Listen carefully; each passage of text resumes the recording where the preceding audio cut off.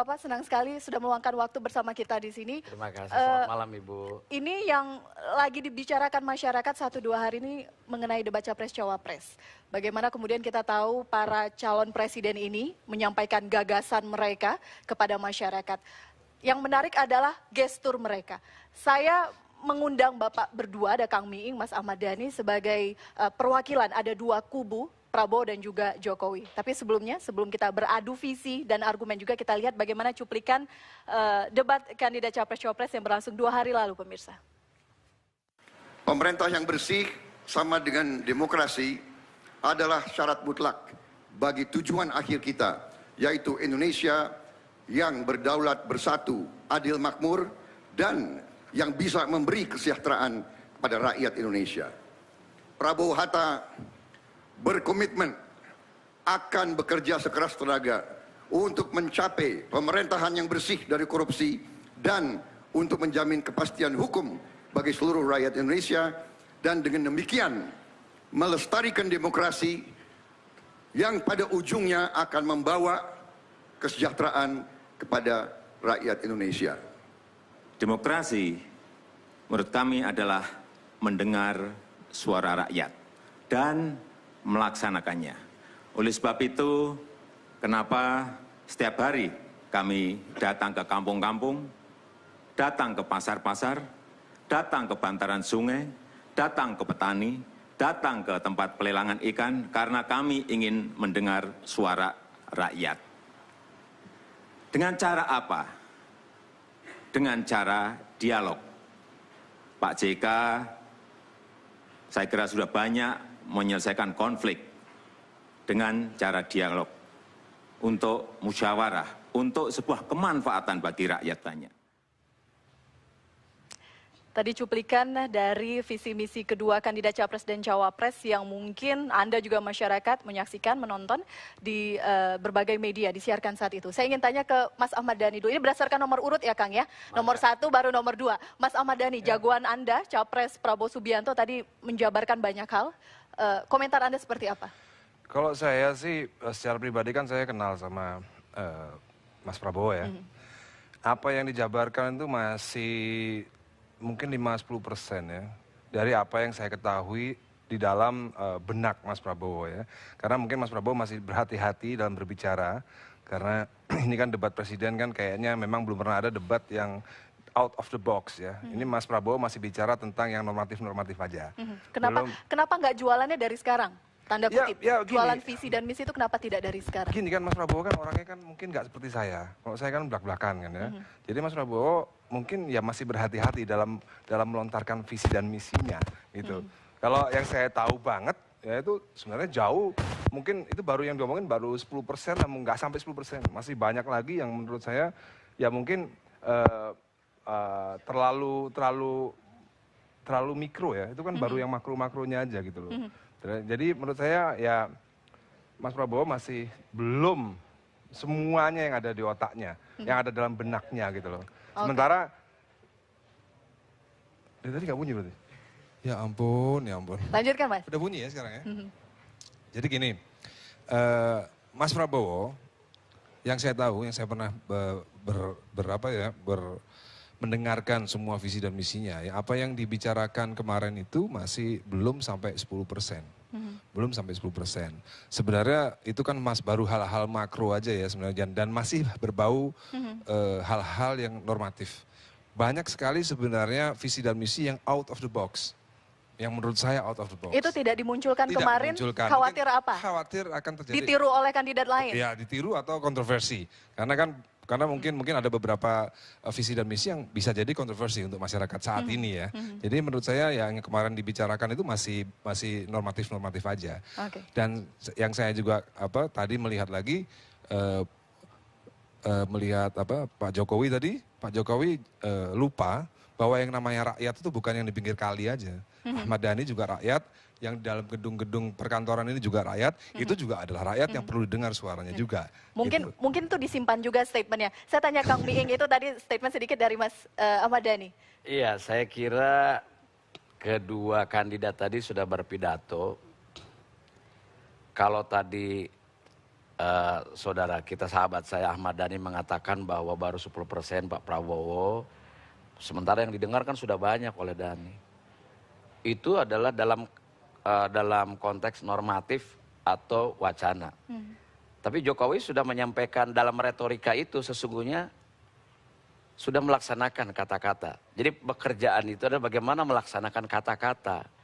Jadi kalau tadi contoh-contoh kecilnya diantaranya belusukan ke kali, ke pinggir sungai, bahwa rakyat ada di mana-mana, iya pasti sepakat kita. Tapi salah satu contohnya apa yang disampaikan di dalam visinya tentang ya demokrasi, pada ujungnya adalah kemakmuran, tidak mungkin dia bisa melaksanakan sesuatu yang tidak tahu atas kebutuhan rakyatnya. Maka untuk itu pemimpin harus mendengar. Gitu. Saya kira salah satu bukti portofolio yang dia lakukan dengan 92% terpilih kembali di 2 periode di Solo, itu artinya dalam skala kecil, dia membuktikan bagaimana secara kepemimpinan yang demokratis. Dia mau mendengar, lalu apa yang ditangkapnya, lalu dilaksanakannya. Kang Ming, mohon maaf saya potong. Ada beberapa analisa kemarin mengatakan apa yang disampaikan oleh Capres Joko Widodo kemarin tidak jauh berbeda ketika beliau menjabarkan visi dan misi ketika maju menjadi gubernur DKI Jakarta. Itu hanya beda skala. Saya kira kalau analis siapapun di dalam demokrasi ini sah-sah saja kok. Nggak ada masalah. Menurut saya sih saya biasa saja, tidak akan terkaget-kaget dengan omongan seperti itu. Gitu. Artinya bahwa jangan hanya melihat skala, tapi sebuah keberhasilan memimpin masyarakat yang heterogen, itu sebuah pengalaman yang tidak bisa dibayar dengan jangka waktu yang sangat sederhana, tiba-tiba menjadi calon presiden. Dan menurut Anda, Joko Widodo sudah berhasil di situ. Bagaimana dengan Prabowo Subianto, apakah sudah berhasil juga memimpin masyarakat heterogen? Saya harus jeda dulu, Mas. Jawabannya pemirsa akan kami hadirkan saat lagi, tetap di Gestur. Kita lanjutkan Gestur, Mas Dhani tadi. Ya. Silakan dijawab, pertanyaan sempat terpotong. Ya, kalau Mas Prabowo kan memang bukan di jalur sipil ya, beliau kan di jalur militer, dan saya rasa kesuksesan Mas Prabowo dalam memimpin Kopassus itu bisa ditanya ke anak buahnya lah. Ya.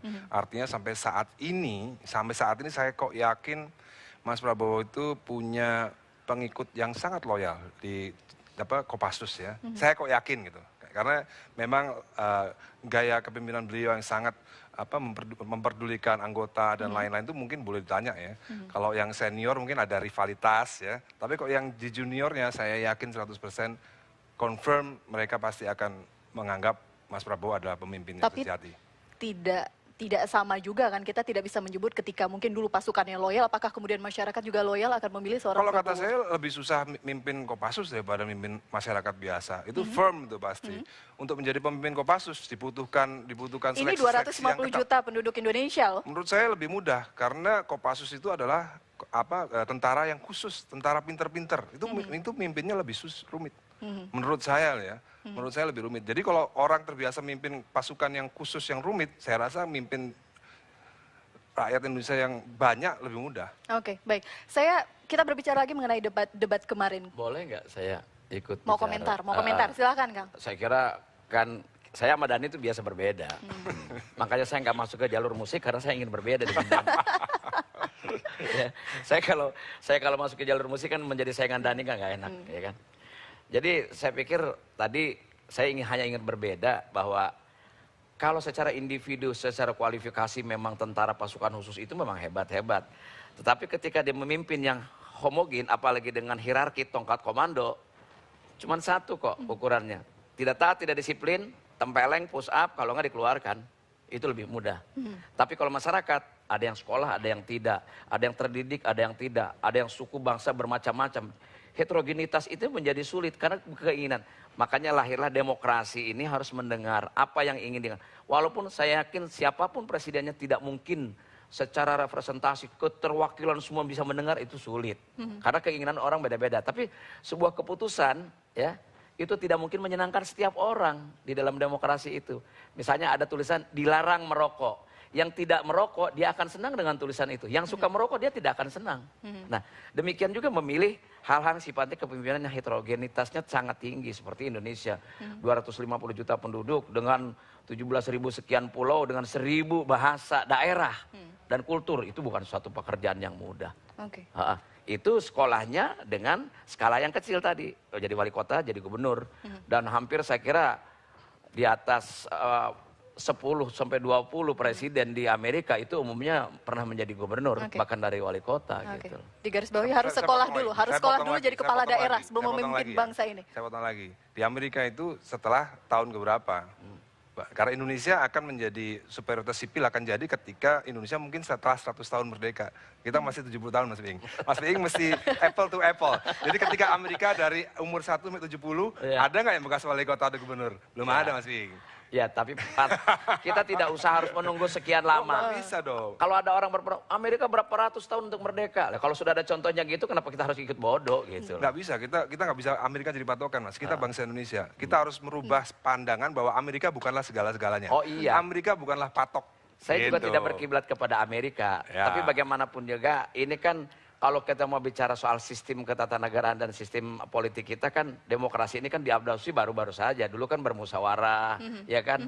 Nyaris kita belum memahami bagaimana demokrasi yang sangat liberal, apalagi sekarang. Kan di dunia kan yang ketiga terbesar ini. Kenapa Anda yakin ketika harus sekolah dulu, tanda kutip, saya garis bawahi di situ, menjadi kepala daerah terlebih dahulu, kemudian dianggap mampu bisa memimpin 250 juta, padahal tanggung jawab yang sebelumnya belum diselesaikan, Kang.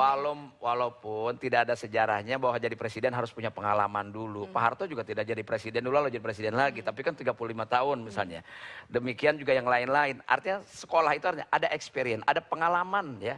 Ada praktek kerja ketika jadi wali kota dalam skala kecil, dia punya paling tidak menjadi pilot project bahwa kota Solo atau kota Jakarta itu kan bisa menjadi representasi di mana bangsa Indonesia ngumpul ada di sana. Itu kan bisa menjadi rujukan. Itu loh maksud saya. Berat yang dimaksud sekolah itu adalah itu. Jagoannya Mas Dhani Sementara berat kalau nih. Karena belum pernah misalnya sekolah. latar belakangnya dia hanya satu homogen, apalagi dengan hierarki tongkat komando, tidak ada tentara yang tidak disiplin karena memang patsunnya demikian. Saya ke Mas Dhani, berat.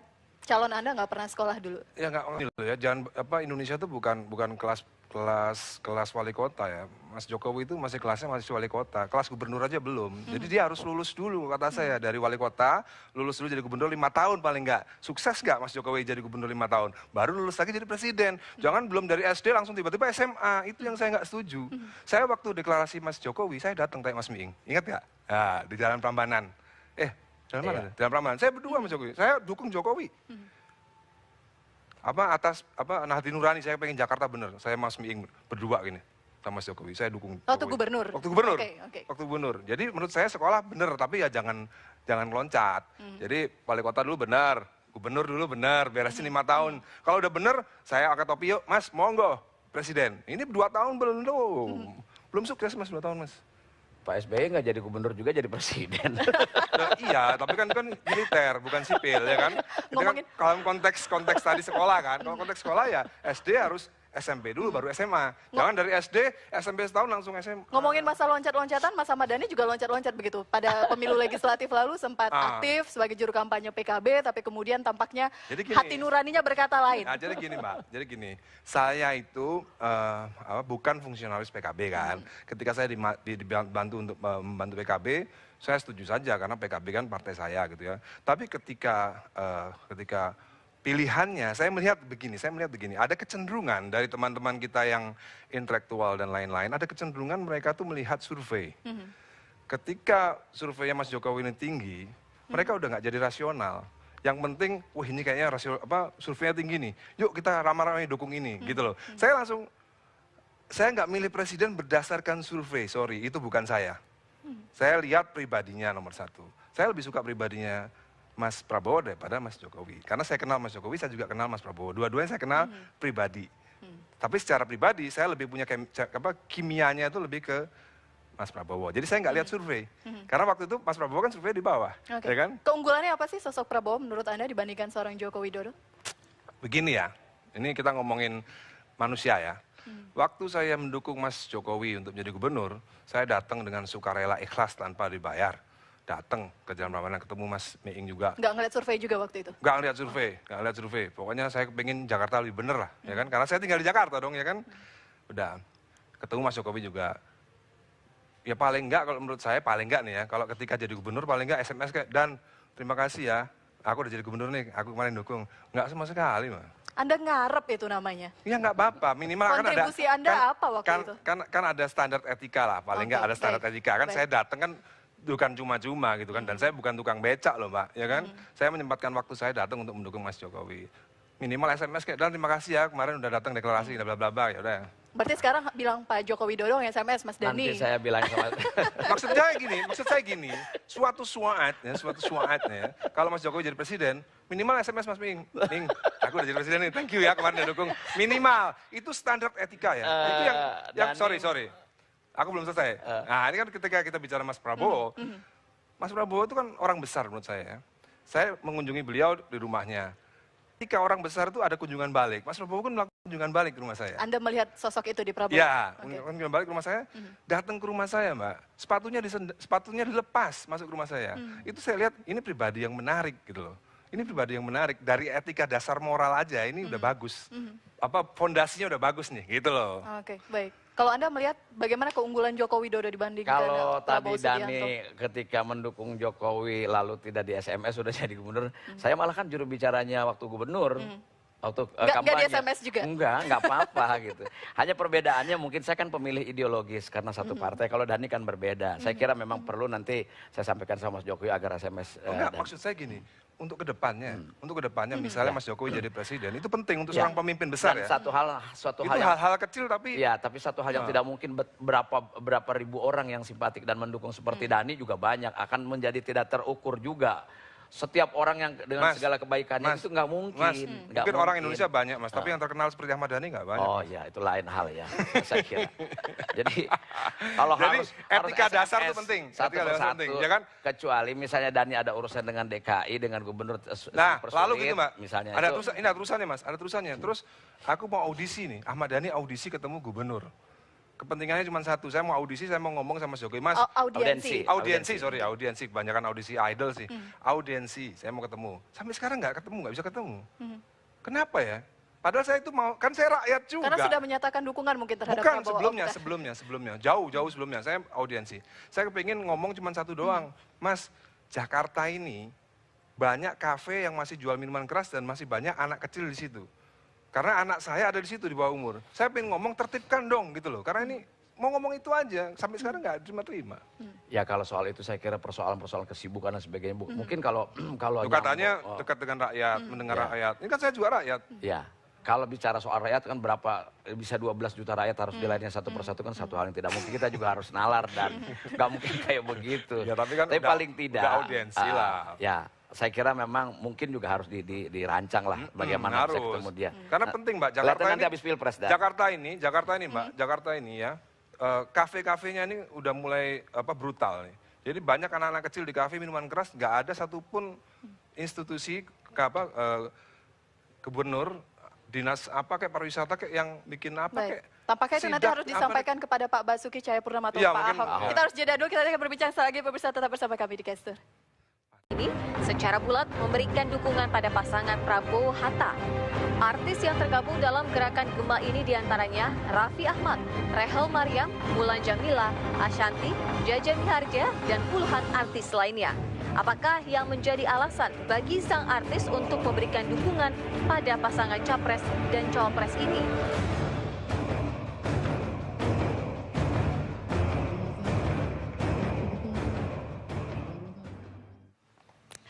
Di awal tadi Anda sudah menyaksikan bagaimana kalangan selebriti dan seniman menunjukkan dukungan mereka kepada pasangan ataupun kandidat Capres-Cawapres Prabowo ataupun Jokowi. Ada tamu saya baru di sini menjadi wasit kita undang Prof. Karim. Apa kabar Prof? Alhamdulillah. Dari tadi sebenarnya sudah memantau perbincangan antara saya dengan Kang Miing dan Mas Dani. Tapi sebelum Prof mengomentari, saya ingin tanya dulu kepada Bapak-Bapak. Ini gantian ya, tadi 1-2, sekarang 2-1 gitu. Biar adil, biar fair. Ya. Kang Miing, tadi Anda sudah menyampaikan beberapa poin plus dari sosok Joko Widodo. Ya. Bagaimana kemudian secara nyata poin-poin ini disampaikan kepada masyarakat sehingga kemudian masyarakat tertarik untuk memilih sosok Jokowi? Saya kira dengan gestur dan kesederhanaan Pak Jokowi yang sudah menjadi branding dia, Pak Jokowi ini, mungkin tidak terlalu harus berbanyak retorika. Artinya karena Pak Jokowi sendiri sudah melaksanakan kata-kata itu sendiri gitu loh. Jadi tidak bisa dianggap enteng hanya sekedar menjadi wali kota atau gubernur yang baru 1 tahun lebih gitu. Bahwa itu harus menjadi catatan perubahan. Contoh di Jakarta misalnya. Bicara apa? Demokrasi dan kebinekaan. Ketika yang dicontohkan di dalam pidato itu, melantik yang di mana mayoritas agama ini memberikan, karena keterbukaan itulah misalnya, Lurah Susan di Jakarta Selatan. Kemudian bagaimana merelokasi orang-orang yang berada di Waduk Pluit. Di zaman Fauji Bowo 2 periode pun dia tidak terlaksanakan dengan menertibkan Tanah Abang. Pekerjaan itu bukan soal skala besarnya, mampu nggak dia walaupun kecil tapi terlaksanakan dengan baik. Itu mah harus menjadi pilot project dulu gitu. Ini menjadi acuan bagaimana kepemimpinan itu dilakukan gitu. Meskipun catatannya PR-nya masih cukup banyak. Saya ingin hanya mengutip dari kata-katanya Mas Willy, W.S. Rendra itu. Itu adalah sebuah pelaksanaan dari kata-kata gitu, bekerja itulah itu. Jadi ini menariknya adalah fakta. Jadi bukan hanya retorika dalam bentuk wacana, saya akan. Dia sudah melakukan gitu loh. Dan itu jualannya. Dan itu bukan soal jualan. Itu adalah bagaimana menjelaskan kepada publik dan publik tahu itu gitu loh. Konkretnya kalau Anda sendiri secara pribadi. Oh itu konkret. Itu sudah konkret, apalagi yang minta konkret. Bukan. Maksud saya konkretnya apa yang Anda lakukan untuk menyampaikan itu kepada masyarakat? Ya kurang lebih seperti inilah saya menyampaikan pada masyarakat melalui media, mulai ketika saya bertemu gitu ya, dengan cara yang baik, dengan cara yang santun. Bahwa pilihan adalah demokratis, boleh memilih siapa saja.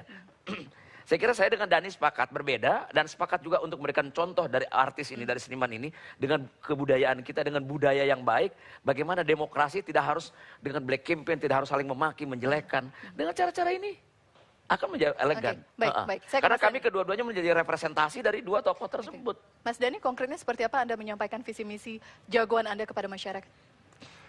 Kalau saya sih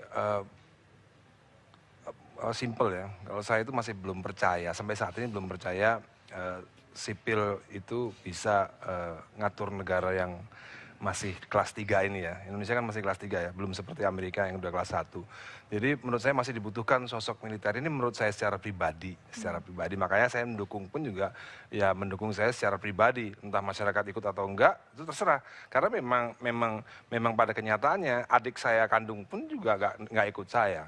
Beberapa baladewa pun juga nggak ikut saya. Artinya memang ini saya cuma hanya mencoba ikut meramaikan pesta demokrasi di mana kita ini sekarang sudah mulai saatnya untuk menentukan arah bangsa kita ini mau kemana, gitu kan.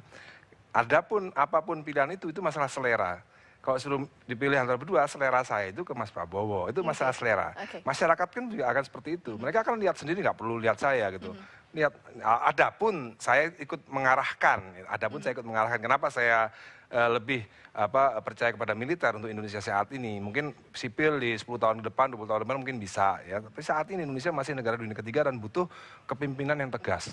Kira-kira kalau misalnya presidennya tuh ditodongin sama pangapnya pistol, dia nggak kencing. Ini kita nggak main-main, presiden itu nggak gampang loh. Dia tidak hanya dibutuhkan yang merakyat, tapi dia juga punya nyali yang besar. Ketika misalnya ini ya, pangapnya nodongin pistol, coba kamu tembak. Nah itu kita butuh pemimpin yang seperti itu. Baik. Prof. Tapi Pak Jokowi juga belum dibuktikan bahwa dia juga lemah. Contoh apa? Dengan koalisi ramping itu membuktikan tidak semua partai bisa mengatur dia untuk misalnya dengan transaksi yang ada. Itu udah ketegasan. Mbak Mega kali Mas. Mbak Mega bukan Jokowi ya. Artinya bahwa dia bisa menolak. Mbak Mega yang nolak. Ini harus ada wasitnya di sini. Silakan Prof. Ayo Prof. Ya menurut saya sih harusnya Prabowo Jokowi itu digabung ya strateginya. Benar. Harus digabung. Prabowo presidennya kan? Harus digabung. Digabung gimana maksudnya digabung? Dalam pengertian begini, kalau dilihat dari debat kemarin itu, dari segi strategi ada contrasting. Dari sisi pendekatan ada contrasting. Tetapi sayangnya saya belum melihat contrasting yang tegas dari sisi konten. Apa yang saya maksudkan contrasting itu, Prabowo datang dengan konsep, dengan gagasan, dengan wawasan, dengan cita-cita besar. Kemudian di sisi lain, Jokowi datang dengan konsep grassroots, arus bawah kan gitu. Yang satu bicara gagasan, tapi minim menyinggung pengalaman, meskipun saya yakin Prabowo itu kaya pengalamannya, tapi tidak disinggung kemarin. Sementara Jokowi lebih banyak bicara pengalaman seakan-akan Indonesia itu seperti yang dia gambarkan di Jakarta dan Solo. Nah, maksud saya gabung itu, sebenarnya dalam kampanye, masyarakat tidak ingin hanya mendengar sesuatu, tapi ingin melihat sesuatu. Jadi saya ingin ke depan, ketika Prabowo mengatakan, saya akan membuat Indonesia seperti macan mengaum, itu didukung oleh pengalaman dia ketika memimpin tentara, bagaimana ia memberdayakan masyarakat, dan itu pasti punya pengalaman, sebab semua politisi pasti punya pengalaman untuk dijual sebagai amunisinya. Kalau tadi Mas Demikian Dhani juga mengatakan Jokowi. itu bagian dari strategi, jadi hanya sekitar 5-10% yang disampaikan kepada publik, belum gamblang. Saya paham. Debat kemarin hanya pemanasan gitu ya, mungkin perempat final atau ada 4 lagi. Masih ada 4 babak lagi. penyisihan. Dan dalam politik seperti pacuan kuda tidak penting kapan mulai berlari. Tetapi menurut saya akan terlambat kalau itu ditunda sampai pada pertengahan atau akhir. Sebab apa? Preferensi politik di Indonesia itu tidak dibangun secara instan. Itulah sebabnya mengapa saya tidak percaya penuh ya terhadap survei yang menilai gitu. Karena apa? Preferensi politik Indonesia dibangun sejak lambat, sejak awal, dan harusnya dibuka dari sekarang tentang bagaimana gambaran mereka dan akan membawa Indonesia seperti apa setelah pemilu ini. Oke, Prof, betul tidak ketika kemarin kita melihat bagaimana debat para capres-cawapres, ada momen di mana wakil mereka masing-masing kedua kandidat ini yang kemudian leading dan memberikan gambaran lebih brief kepada masyarakat tentang visi dan misinya. Nanti ya Prof jawabannya, kita harus jeda, pemirsa kami kembali saat lagi. Kita lanjutkan gestur, Prof tadi saya sempat bertanya ketika kemarin debat kandidat capres-cawapres, betul tidak kalau Anda mengamati ada peran calon wakil presiden yang lebih kuat, lebih brief menyampaikan visi misi mereka pada saat 2 hari yang lalu? Ya, peran capres dengan cawapres itu kan seperti keyboard ya, Mas Dhani ya. Keyboard warnanya hitam dan putih, dan hitam dan putih punya oktav nada yang berbeda gitu ya. Artinya tidak harus selalu warna hitam dan putih itu nyanyi bareng-bareng kan gitu. Harus bergantian, ketika dibutuhkan nada tinggi ya pijitlah yang tinggi. Ketika dibutuhkan bariton atau nada rendah, bunyikan nada yang rendah. Tidak baik juga misalnya wapres yang offset gitu ya, atau wapres terlalu diam juga tidak baik menurut saya, soalnya harmoni dan saling mengisi, dan masyarakat akan menilai itu. Masyarakat akan takut kalau misalnya yang satu disalip yang lain, atau justru yang satu menjadi beban bagi yang lain, atau menjadi order yang harus diganti.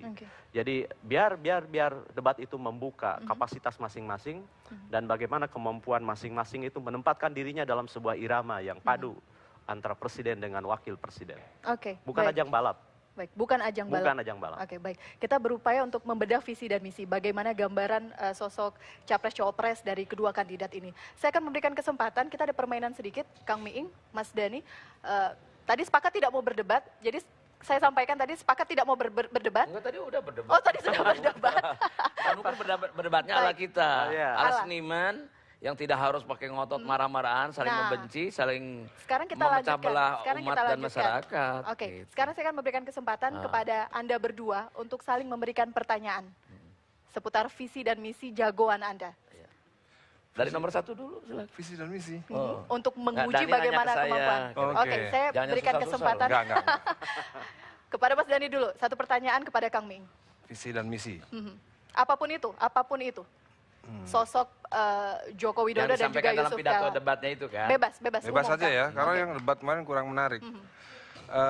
Mas Ming, mungkin nggak kira-kira ya, ini kita ngomong nih ya, kan di negara kita tahu ya, Syiah, Ahmadiyah kan masih tertindas lah ya. Kira-kira Mas Jokowi berani nggak untuk bertindak tegas kepada mereka yang menindas aliran lain? Diskriminasi. Diskriminasi. Saya kira dalam pidatonya jelas kok. Tidak akan membiarkan tentang diskriminasi. Di situ justru ajarannya dari Pancasila, demokratisasi, kebinekaan. Artinya memang ada perangkat-perangkat hukum yang bisa dipegang sebagai pengambilan keputusan atau kebijakannya. Dan saya yakin betul akan berani melakukan atau menolong atau menyelamatkan. Karena gini, semua warga negara memiliki hak yang sama. Sehingga tidak boleh lagi ada diskriminasi dalam bentuk apapun. Entah itu suku, ras, dan agama. Dan itu janji di dalam perdebatan itu. Gitu Bos. Kalau menurut saya kurang konkret. Jadi saya membutuhkan... Nanti konkretnya Jokowi, kan saya bukan Jokowi. Gimana sih? Enggak gini. Itu gambarannya sudah jelas. Gini, ngomongin, dia berani nggak ngomongin ini? Mas Jokowi berani nggak gini? Nanti saya tanyain deh. Ya, ini kira-kira ngomong ini. Siapa saja yang berani mengganggu agama lain, aliran lain, mengganggu, ya, menindas, dia berhadapan dengan saya, Presiden Indonesia. Nah, berani nggak dia ngomong gitu? Itu dan Saya doain Pak Joko Widodo jadi presiden. Nggak apa-apa. Saya kira kebijakan itu harus bersandar kepada undang-undang dan peraturan yang ada. Kalau Mas, tadi, sorry. sebentar Bentar. dong. Ya, Kasih kesempatan saya dong. Silakan Kang. Oke. Bahwa kalau kata-kata secara eksplisit seperti itu sudah pada action nanti ketika dia jadi presiden. Begitu. Oh, iya. Ya kan? Itu. Nah sekarang saya mau tanya ke Dani. Saya tidak ingin keluar karena saya betul-betul memperhatikan pidatonya. Iya. Wakil Presiden Pak Hatta Rajasa waktu itu mengatakan ingin menegakkan supremasi hukum. Tidak boleh hukum itu, kan kalau profesor bilang apa namanya, equality before the law. Jadi bagaimanapun juga hukum di mata semuanya sama. Pada pidatonya Pak Hatta mengatakan tidak boleh hukum itu tajam ke atas. Tumpul ke bawah. Tumpul ke bawah. Iya. Ya kan? Terbalik. Tumpul, tajam ke bawah, tumpul ke atas. Kira-kira menurut pendapat Anda bagaimana dengan pidato Pak Hatta itu? Oke. Berkaitan misalnya ketika putranya secara pribadi menewaskan 6 orang. Oke, Tapi tidak ada kabar berita tentang apakah kepastian hukum. 6 orang tuh Oh, anakmu aku ya? kali. Iya. Artinya ada korban lah. 7 orang. Oh, 7 orang. 7 orang ya. Kalau Anakku. Oh, iya. Iya. Pokoknya artinya bahwa apakah itu kepastian Kalau- hukum atau kepastian tidak dihukum? Oke. Gitu. Komentar Anda gimana Dan pasti kira-kira? akan dijawab di segmen kita selanjutnya, Mas Dani. Kita harus jeda Jadi dulu, saya kami. bisa sempat mikir dulu ya. Kami kembali sesaat lagi tetap di Gitu Gestur. nih. Mas Dani, tadi ada pertanyaan dari Kang Miing. Bagaimana Ya. kemudian memastikan kepastian hukum ini bisa ditegakkan, bisa dijalankan? Ya, saya yakin itu kan janji ya. Saya yakin janji kalau Pak Hatta jadi wapres pasti dia akan menegakkan itu. Pasti. Kan belum jadi wapres. Tapi kan kalau hukum itu kan yang tadi harus sama. Di mata hukum semuanya sama. Artinya sosok seorang pemimpin yang calon presiden bahkan masih ada di pemerintahan kemarin, itu kan juga harus memberikan contoh bagaimana tegaknya hukum. Jadi yang disampaikan oleh beliau tentang jangan tumpul Ke atas. enggak, jangan hanya tajam ke bawah, tumpul ke atas gitu. Bagaimana keadaannya? Saya nggak tahu bagaimana pergolakan batinnya ketika menyampaikan hal Karena itu. gini, karena kita bicara tentang tabrakan itu ya, itu yang sebenarnya yang pantas berbicara itu kan sebenarnya polisi ya. Kayak sekarang saya mengalami apa yang dialami Pak Hatta ya. Banyak masyarakat yang menilai bahwa semuanya itu harus hitam putih hukum itu. Hukum itu nggak hitam putih. Contohnya kasus Dul ya, masih banyak yang menyerang saya gitu bahwa Dul harus dihukum. Padahal kalau menurut hukum aslinya anak kecil itu tidak akan pernah masuk pengadilan dengan undang-undang yang baru. Kita ranah hukum ini adalah tanggung jawab dari kepolisian, kita serahkan masyarakat ranah itu ke sana. ini sekarang itu lebih tinggi dari hukum. Opini masyarakat ini sekarang lebih tinggi daripada hukum. Misalnya waktu kasus Ariel sama Luna, itu kalau kita baca tentang KUHP nggak ada salahnya. Tapi Sebenarnya masyarakat gini ya. Oke. Tapi masyarakat merasa lebih mempunyai superioritas hukum daripada KUHP itu sendiri. Justru itu Oke, pertanyaan baik. saya hanya ingin ditanya Waktunya sudah sama habis. Dani, Waktunya sudah bagaimana pandangan Dani terhadap pernyataan Pak Hatta tentang penegakan hukum Oke, di dalam debat. Saya yakin janji itu akan dilakukan ketika Sebenarnya Prof. gini, Karim sebagai penutup. Penegakan hukum kan tidak harus jadi presiden dulu. terlepas dari konten hukum kayak politik, ekonomi ya, sebuah pernyataan seorang kandidat adalah sesuatu yang tidak mesti diuji di akhirat atau diuji setelah dia menjadi. Sebab mestinya pernyataan atau janji atau apapun itu bertolak dari representasi dia dalam keseharian. Jadi bukan pula hanya bercerita hari ini tanpa mengupas masa depan, tetapi bagaimana ia memproyeksikan harapan seluruh masyarakat ini ke dalam dirinya. Sehingga ia bukan hanya berbicara tentang sesuatu yang diinginkan, tapi tidak didukung oleh pengalaman dia atau yang saya sebut sebagai deposit politik. Jadi modal pengalaman dia yang bisa ditransformasikan ke dalam masyarakat itu akan terbukti. Kalau saya bicara saya akan meningkatkan pendapatan penduduk sekian, itu terbukti dari langkah-langkah saya mendorong ekonomi masyarakat, pemberdayaan dan lain sebagainya. Baik, catatan itu semoga diperhatikan para kandidat capres cawapres kita. Bapak-bapak, waktu kita sudah habis, mohon maaf. nggak bisa ditambah lagi ya? Nggak bisa ditambah lagi. Nanti kita undang lagi. Oke. Next, pertemuan. Terima kasih Bapak-bapak sudah bersama kami di Gestur. Mas Eman silahkan. Black campaign memang